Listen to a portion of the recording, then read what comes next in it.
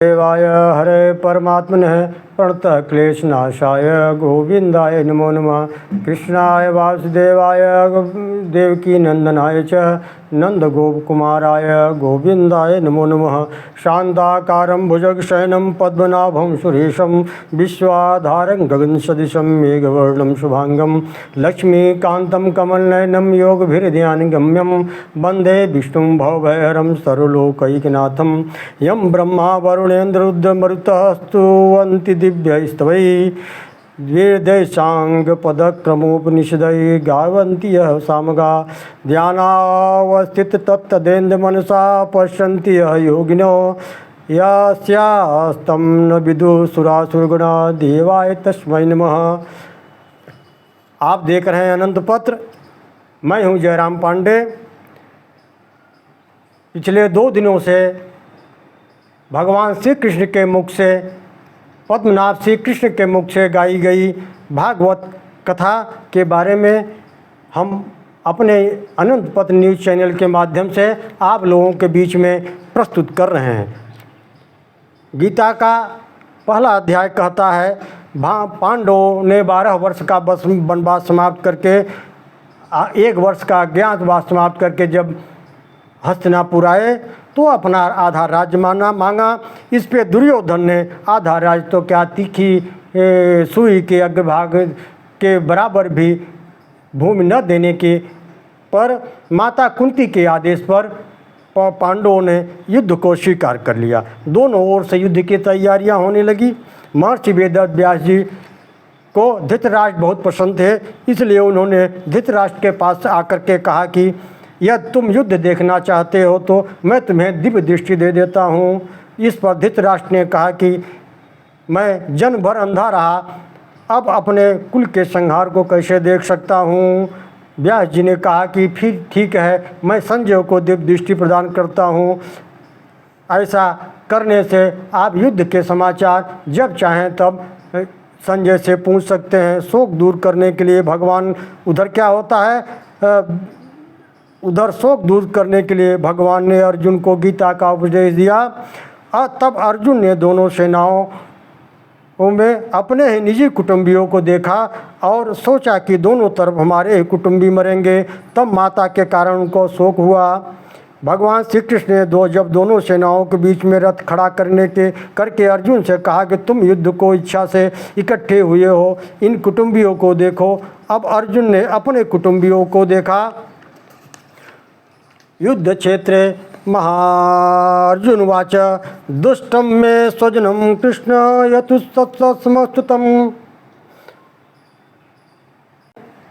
भगवान श्री कृष्ण ने अर्जुन के कहने पर दुष्टम में स्वजनम कृष्ण युत्सु समुपस्थितम सीदंते मम गात्राणि मुखम च परुषुष्पति वे पशुश्च शरीरे में रोमहर्षस्य चाशये गांडीव सहस्रतम हस्ताक्त्वक्तेद परिदद्युते न च शोक्रोभ्यस्थानं भ्रमतीव च मे मनः न कांक्षे विजयं कृष्णं न च राज्यं सुखानि च किं नो राज्येन गोविन्दं किं भोगैर्जीविता येषार्वर्धे कान्तिक्षं नो राज्यं भोगमुखानि च य इमं व्यवस्थितं युद्धं प्रमाणं स्यात् धनानि च आचार्यः पितरः पुत्रास्तथैव च पितामहः मातुलो तुलांसो सुगो पौत्रा श्यामला सम्बन्धिनः तथा नियत्य धृतराष्ट्राश्च न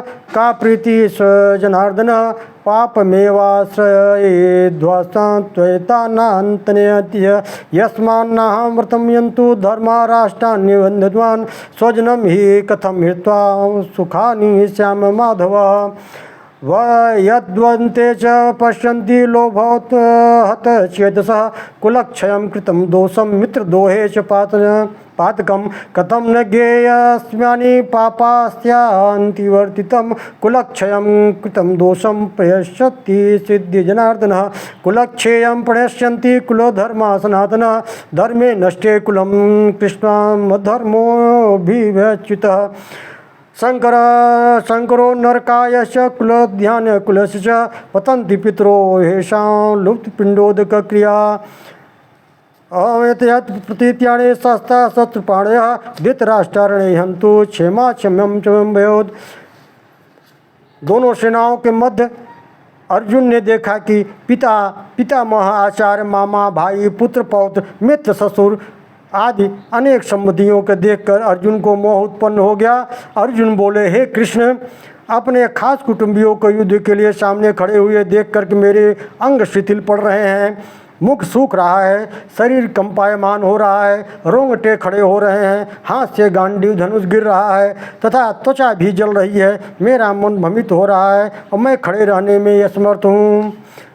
हे कृष्ण, मैं न तो विजय चाहता हूँ, न राज्य चाहता हूँ और न सुख ही चाहता हूँ। हे गोविंद, हम लोगों को राज्य से, भोगों से अथवा जीने से क्या लाभ?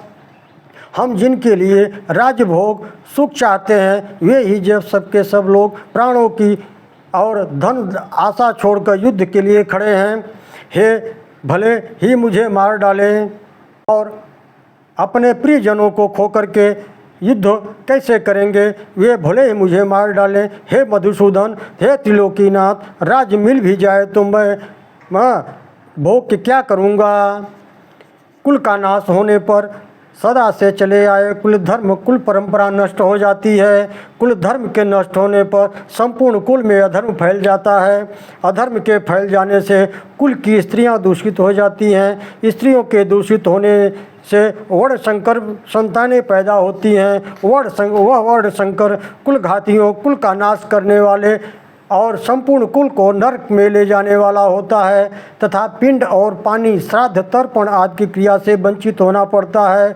इन वर्ण संकर पैदा करने वाले दोषों से कुल घातियों के सदा से चलते आए कुल धर्म और जाति धर्म दोनों नष्ट हो जाते हैं। इसलिए हे जनार्दन, उन मनुष्यों के बहुत समय तक नरक में निवास करना पड़ता है। मैं शस्त्र छोड़कर युद्ध से हट जाऊंगा। अगर मेरे द्वारा ऐसा करने पर भी हाथों में शस्त्र लिए हुए दुर्योधन आदि मुझे मार दें तो वह मरना भी मेरे लिए बड़ा हितकारी होगा।